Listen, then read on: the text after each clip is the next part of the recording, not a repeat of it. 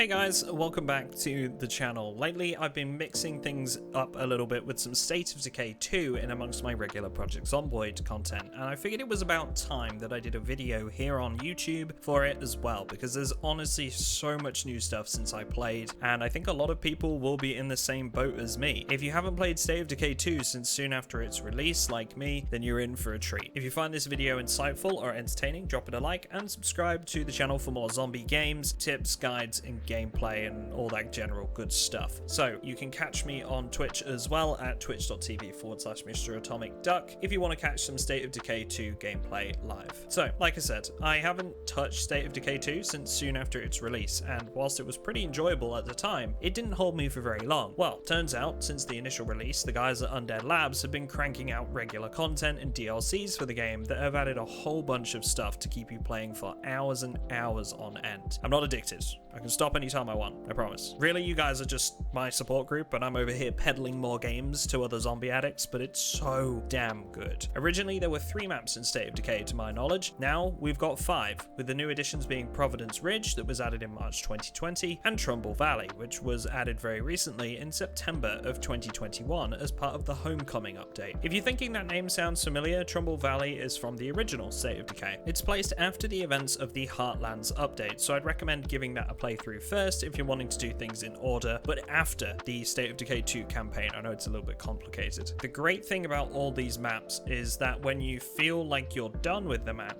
you can up and move by leaving through a designated location on the map itself and pick a new map to play on with the same group of survivors and anything they can carry. So if you want, you could stick with the same survivors throughout your entire experience across all of those maps, providing that you don't get them all killed. Whilst it wasn't added in the recent update, the Daybreak mode is also a refreshing change of pace and gives you access to some kick-ass defensive siege with 4-player co-op. You take the place of Red Talon soldiers defending a technician from 7 waves of the infected, your goal being to keep the technician alive and survive until daybreak. You'll have respawns in this mode, and it's just crazy chaotic fun. Wave defense modes were always something that I've thought goes really well with the zombie survival genre, so this was really nice to see coming back to the game after so long. This mode also gets you some nice rewards for your campaign playthroughs too, so it's worth a look even if you're more attached to that open world feeling. There's a whole host of items that can be unlocked for both modes, in fact, just by playing and getting further and further into it each time you do so. And so of course there's also achievements for that avid achievement hunter. There's plenty of them to be earned in Daybreak. So I briefly mentioned this earlier, but there's also the Heartland campaign to mention, which is separate from the usual State of Decay 2 campaign. This campaign is best played after you complete a run with the standard campaign, as you'll face new, more challenging opponents, making the mode even more difficult than the standard game. The zombies in this mode all have the blood plague, including the freaks themselves or special infected zombie types, making them even tougher than usual in their own ways. You can choose from 2 pairs of characters who are in search of different individuals, but these come with some really strong narratives attached, which are, in my opinion, better than the original game. So if you're looking for a story, this is where it's at. You're also locked down to one base location, but the survivors that you come across will have some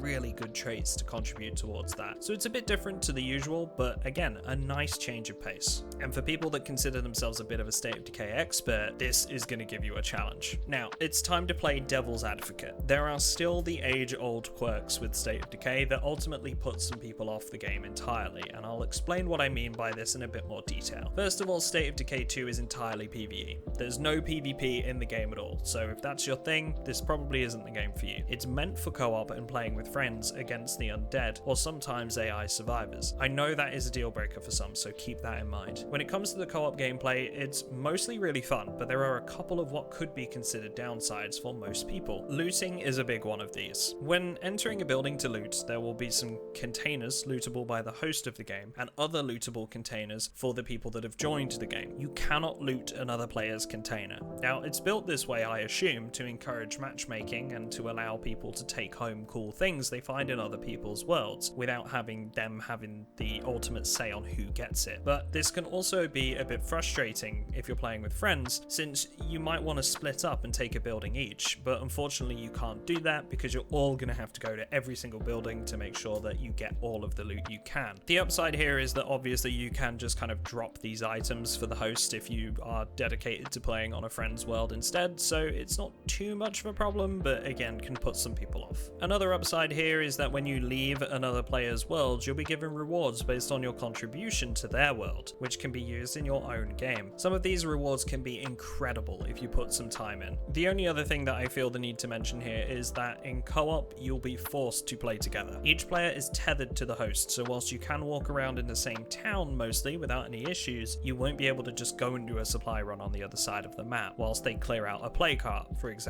You'll be doing things together. Again, these aren't deal breakers for me, but I know they will be for some, so it's something to keep in mind if you consider purchasing. Just along the lines of purchasing as well, you can pick this up for $30 on Steam, or alternatively, if you have the Xbox Game Pass, you can get it on that as well, so that might be better if you just want to try it out for a little bit if you're not sure. Overall, State of Decay 2 has been a blast for me to return to after so long, and I recommend it to anyone that hasn't touched it before or hasn't played it since the release like me. With a plethora of maps and game modes, it can keep you playing for a long while, which is ultimately what I've been doing for the last week or two, and depending on the response this video gets, I may be making some more videos and guides on this in the future, mixed in with my regular Zomboid stuff. Once again, a very special thank you to my patrons for supporting my content. You can find the link to that in the description if you want to gain some unique benefits. Chat to me for a while about your ideas for the channel or anything else you want to talk about for that matter, and much more. Thanks for watching everyone, and I'll see you all in the next one.